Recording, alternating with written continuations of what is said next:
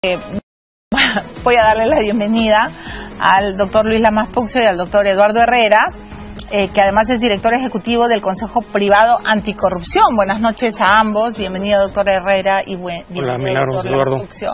Pero antes quiero contarles algo. Es hora de ganar como los dioses con Olimpo.bet. Regístrate con el cupón OlimpoBet y recibe 40 soles sin rollover por tu primera recarga de 10 soles. Ya sabes, juega y gana como los dioses en tus eventos deportivos favoritos, casino y deportes virtuales. Únete a Olimpo.bet, la casa de apuestas y casino online. Bueno, me dicen en las redes, y también creo que tienen mucha razón, me van a perdonar, que si bien hay un trabajo documentario y hay montañas, ¿no es cierto?, de información que la Fiscalía ha obtenido, también ha habido como lo que se preguntan es por qué los fiscales no han pedido impedimento de salida a ciertos personajes que hoy ya están no habidos, ¿no? Este es un comentario en redes que me parece valioso y bueno, si bien uno puede decir, ok, corroboraron, cruzaron información, levantaron tantos hechos que se le ha complicado la vida a Ságora y todos sus asociados, también es cierto que hay personajes que hoy no están y que ya se las picaron. Entonces, no sé si para pedir impedimento de salida, doctor, perdóneme que empiece con este tema que me están preguntando tanto, no sé si para pedir el impedimento de salida a un personaje se necesitan demasiados requisitos. Buenas noches. Buenas noches, ¿cómo estás? Hola, ¿cómo estás? Es una acción de tutela, digamos, en el sentido de que recortándose el derecho al libre tránsito, tiene que ser resuelto por un juez de tutela y el fiscal tiene que hacer una exposición razonada y fundamentada sobre las implicancias que puede generar que esta persona salga del territorio nacional y por qué es importante impedir que esta persona salga. Correcto. ¿No? Ese proceso puede tomar a veces entre 7 y 8 días, pero también hay que pensar que no se trata solamente de acciones individuales respecto a uno u otro investigado, sino que tiene que ser parte de una estrategia en términos de lo que más importante es obtener información.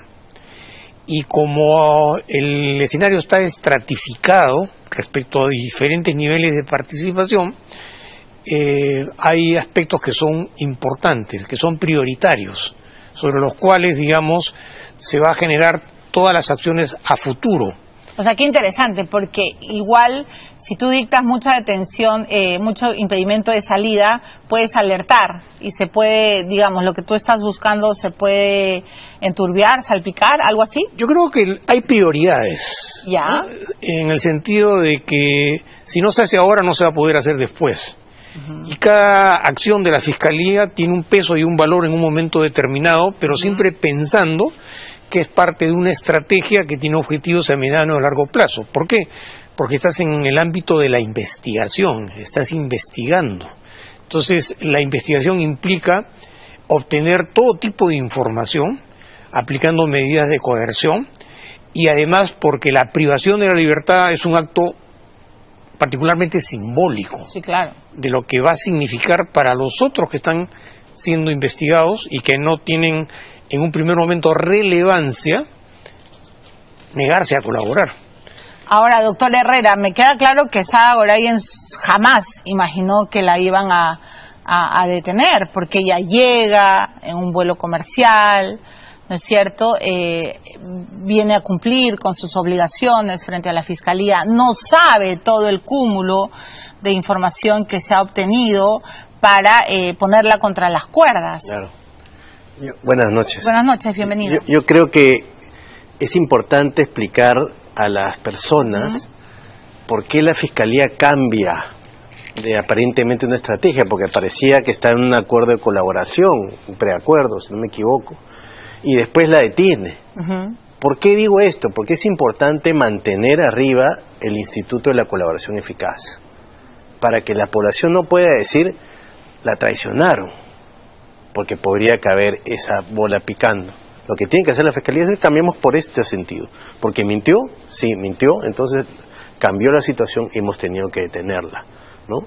Más allá de que las pruebas hablan, ¿no? Evidentemente, la captura es medio, lo conversábamos antes de entrar, es medio rara, porque ella llega, y yo pocas veces en mi vida cuando estuve en ejercicio veía que alguien lo capturaran cuando llega.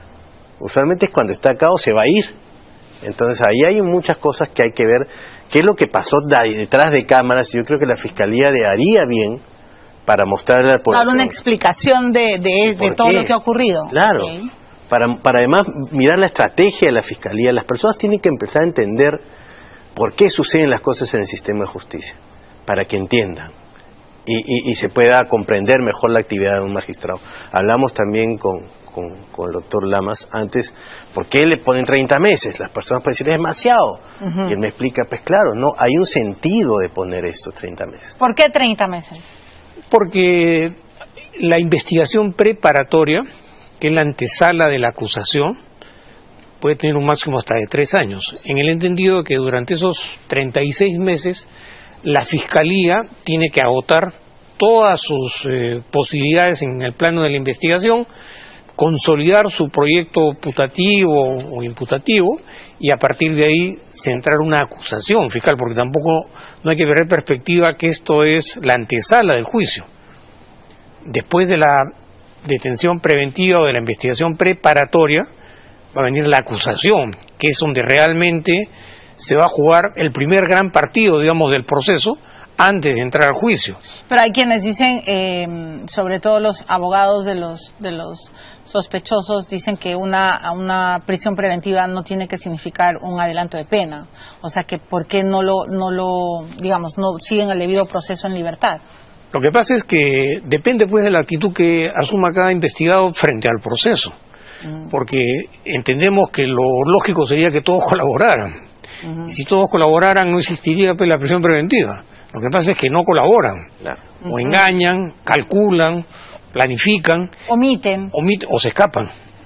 Se van, ¿no? Entonces, o se quedan callados. Claro, entonces una huida en estas condiciones, por emplear términos coloquiales, digamos, puede significar desbaratar un proyecto que tiene desarrollado la Fiscalía para llegar a la cabeza de toda la estructura.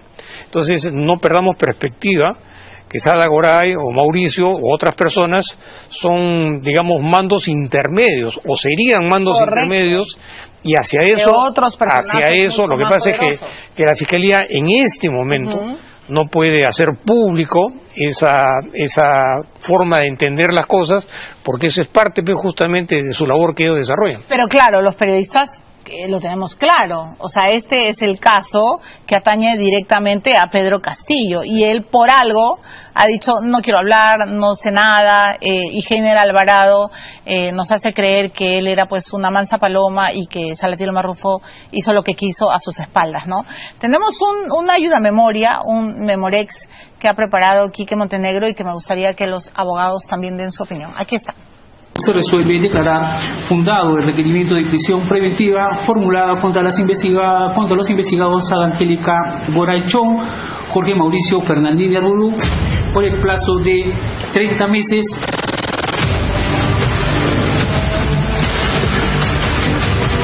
Porque recuerden el día que él le escribe a Heiner Alvarado, el 2 de agosto. ¿Cuándo sube al poder Pedro Castillo? El 28 de julio.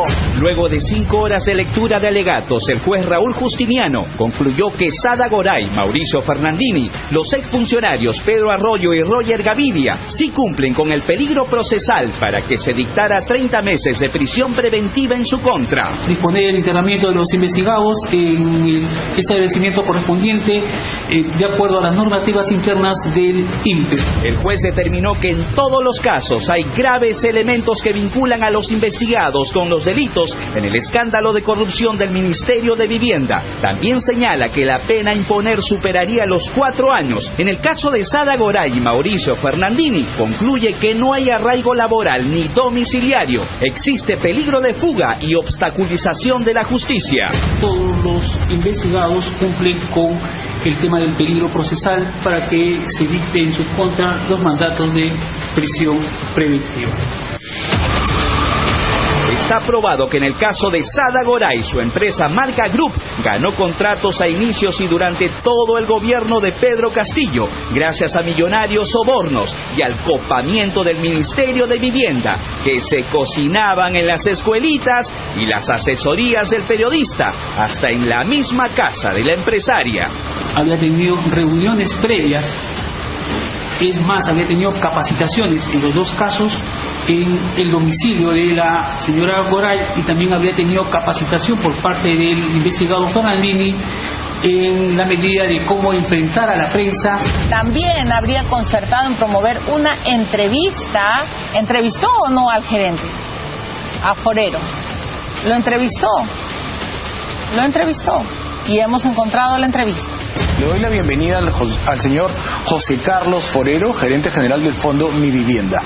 ¿No hay un divorcio entre la realidad nacional y acceder a un crédito Mi Vivienda? Para el Poder Judicial también está probado que en relación con Mauricio Fernandini fue quien inició los hechos delictivos, porque se encargó de contactar al entonces ministro de Vivienda, Geiner Alvarado, por sus reuniones con Salatiel Marrufo para la entrega del dinero y porque se habría beneficiado con los bonos de éxito, tal y como lo reveló este programa. Mauricio diga de que alquilaba su casa por 10.000 soles, bueno, ustedes si le creen, está bien, pues créanme, yo no le creo. Que el cheque habría sido de $80.000. ¿Esto es verdad? Habría recibido este investigado las sumas de 150.000 soles y $80.000. Más de 200 elementos de pruebas presentadas por la Fiscalía fueron contundentes para la decisión del juez. Mensajes de texto, correos electrónicos, depósitos, la entrega de más de 5 millones de soles. No olvidemos, sirvieron para coimear, para sobornar a un presidente a todas pruebas, golpista y corrupto. Se resuelve declarar fundado el requerimiento de prisión preventiva por el plazo de 30 meses.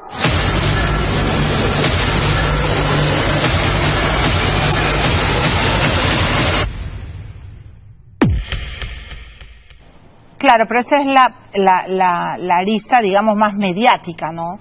El personaje central y complejo no es necesariamente Sada Goray.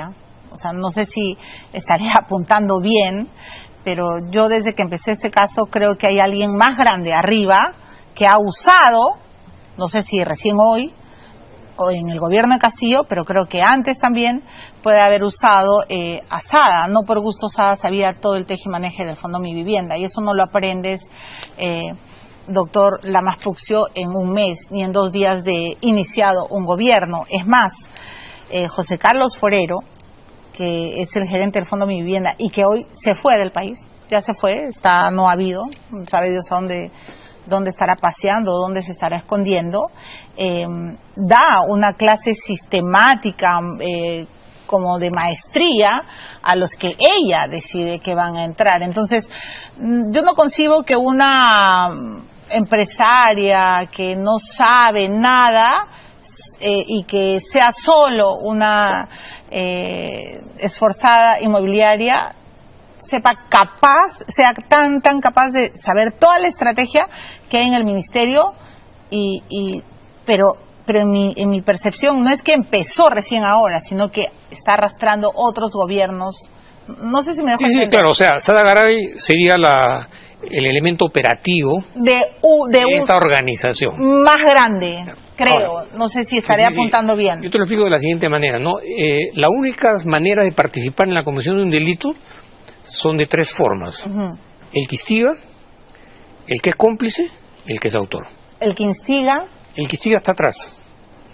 Orienta, convence, y por eso se dice instiga a terceros para que esos terceros cometan el delito. Ya. Pero la idea criminal nace de una persona que no necesariamente ejecuta los delitos. El autor intelectual. No, ni siquiera autor intelectual, instigador. ¿No? Porque, claro, entre autor intelectual e instigador hay ciertos elementos que se generan confusión. Pero lo que quiero manifestarte para poder explicarte ante este interrogante es los que estaban atrás, que son instigadores.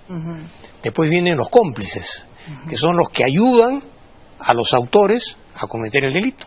Y después son los autores directos. La legislación establece el mismo nivel de responsabilidad penal para los de atrás para los cómplices y para los autores directos o coautores. Para todo el sándwich. Para todo el sándwich, ¿no? Entonces, lo que se está comenzando a dilucidar, justamente a raíz de esta medida tan impactante como es la privación de la libertad, es desestabilizar lo poco estable que hay en esa estructura, en el sentido de no aparecer, o de los que están apareciendo, tratar de aparecer menos, o en todo caso de salirse del esquema. Entonces, a raíz de este acontecimiento dentro de la historia, digamos, de esta organización, la privación de la libertad es un punto de quiebre, en el sentido de que ya no se trata solamente de especular, hay una decisión de encarcelar, de privar un juez, ¿no? Entonces, a partir de este momento, los que estaban en la periferia lo deben estar pensando muy bien, en el sentido de que o me delatan, o mejor yo delato. Y me adelanto. Lo que usted decía. Lo que decía hace unos instantes, en el sentido de que la delación en la práctica es una carrera contra el tiempo. Sí, porque pueden haber muchos que tienen la misma información, pero hay unos que tienen un poco más de reparos frente a otros que no tienen ningún tipo de escrúpulos y dicen lo que dicen. Por eso es importante, me parece, que ustedes como abogados hagan pedagogía, porque, doctor Herrera, me parece bien interesante, los que instigan, ¿no es cierto?, los cómplices, los que ejecutan. A ver, la señora Sada Goray ha tenido financistas, por Dios santo.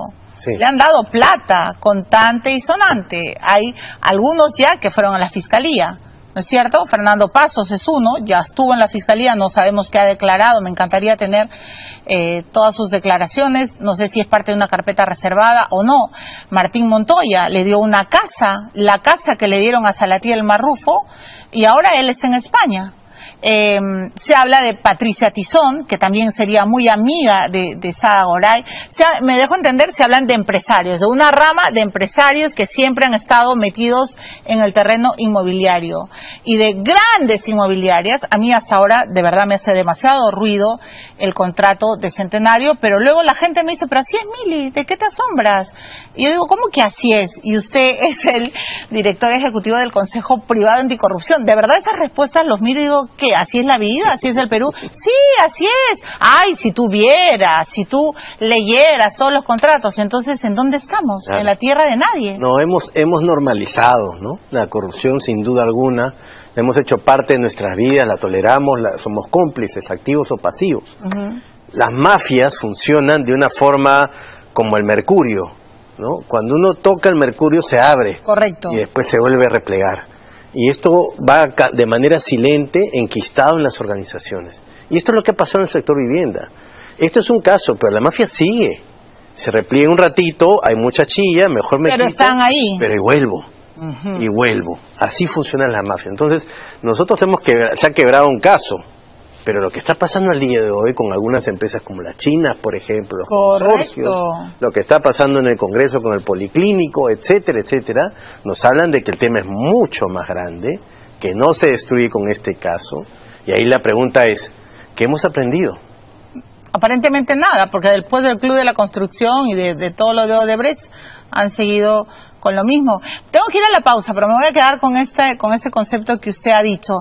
Hay varias gotas de mercurio en todo el Ministerio de Vivienda, tanto así que la ministra Jania Pérez de Cuellar ayer nos decía, bueno, imagino que hasta todavía quedan los topos, ¿no?, que siguen replegándose para luego otra vez un zarpazo con razones sociales para seguir ganando plata, ¿no? Para estos minutos finales, para hacer dos preguntas técnicas a ambos abogados, pero una, doctor Lamas Puccio, tiene que ver con lo que decía el juez ayer sobre la calidad de residencia y sobre quién inicia el delito. A ver, primero, que nosotros hemos visto, por ejemplo, estoy hablando en borrador y con varios casos, ¿no? Miembros de una organización que se dedica a la trata de personas o pedófilos en línea, y entonces llega la policía de manera sorpresiva y estaba esa persona viviendo, ahí tenía su computadora, ahí tenía todo, y a mí me sorprendió el juez Justiniano cuando dice, pero no es una residencia de calidad. No entendí nada. Y lo otro es que el inicio del delito, pero me va a perdonar, pero no se inicia un delito con un chat, sino esto ha existido forever and ever, sino que ahora está visualizado. Quiero entender sus argumentos. Yo creo ahí que el juez se equivoca en el sentido de describir qué cosa es calidad domiciliaria. Sí, ¿qué es? En términos de arraigos. La fortaleza del arraigo radica en un espacio geográfico denominado domicilio, en la que tú sabes que ahí vive el investigado, tiene su familia, puede ser fácilmente ubicable, y eso es un acontecimiento que se ha mantenido durante todos los años. ¿Y si ahí está manteniendo el delito? Por eso te digo, ahí yo creo que el juez se equivoca, porque eso no tiene que ver nada con la calidad del domicilio, en el sentido de que de repente en un domicilio, en un inmueble, se cometen delitos, pero también vive el delincuente, y no tiene que ver una cosa con la otra. Okay. Entonces, el sentido de la calidad no radica en que en ese inmueble no se debieron haber cometido ningún acto de carácter delictivo. Son cosas totalmente distintas y diferentes que, en mi opinión, implica que ahí el juez se confundió. Eso no es calidad respecto al domicilio para poder justificar si efectivamente existía o no existía arraigo.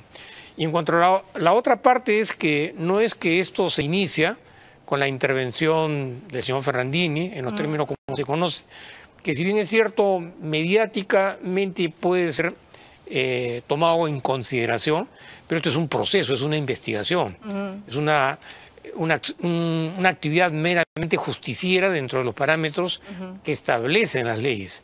Y para desarrollar este tipo de actividades, dada su complejidad, sus implicancias, sus ramificaciones, el número de personas que habrían participado, esto requería antes que nada una planificación y una experiencia en la labor funcional administrativa para contactar las áreas más necesarias. Correcto, para desarrollar este tipo. específicas. Así es. Claro, porque tú puedes abrir la puerta, ¿no es cierto? Puedes hacer el lobby para contactar a tal personaje, pero detrás de eso hay todo un sistema que precisa a dónde se debe meter, a qué personaje se... Claro, por dos razones. Primero, por el financiamiento. Estamos hablando acá de sumas importantes de dinero. Sí, claro. Y la segunda, millonaria, porque ese 9 millones, financiamiento se supone. tenía que estar inmerso dentro de las estructuras Correcto. que las leyes permiten para desarrollar esas actividades, que en el presente caso se veían fortalecidas por la COIMA. Ya, y a eso quiero llegar. Pero, doctor Herrera, el tráfico de terrenos, por ejemplo, cómo se han agarrado la Panamericana Sur, el norte, las playas, y se habla, bueno, eso lo invadieron hace no sé cuántos años, eso lo compraron a tal comunidad, la compraron a $100 y la vendieron en 3 millones. Es una cosa, al final yo siento que, como usted ha dicho, estamos agarrando solo una gota de mercurio, y entonces usted debe sentir bastante impotencia. Sí, por supuesto, porque no hay una estrategia anticorrupción. Yo siento como cuando los niños empiezan a jugar fútbol muy chiquitos y persiguen todos la pelota, pero no hay estrategia, no se sabe quién juega de qué. Entonces acá vamos disparando vivienda, salud, defensa, y no se sabe por dónde. ¿Qué hace falta? Yo creo que es priorizar. Yo entraría particularmente a salud, que es el tema más sensible, donde hay mucho. ¿Y usted cree que ahí hay mucho gato encerrado? Súper. Nosotros hemos hecho una investigación respecto al CIS, y hay un dato. El 50% del presupuesto del CIS se gasta en seguridad. El 50%. El 50%, que es el seguro de los más pobres. Entonces, ¿de qué estamos hablando?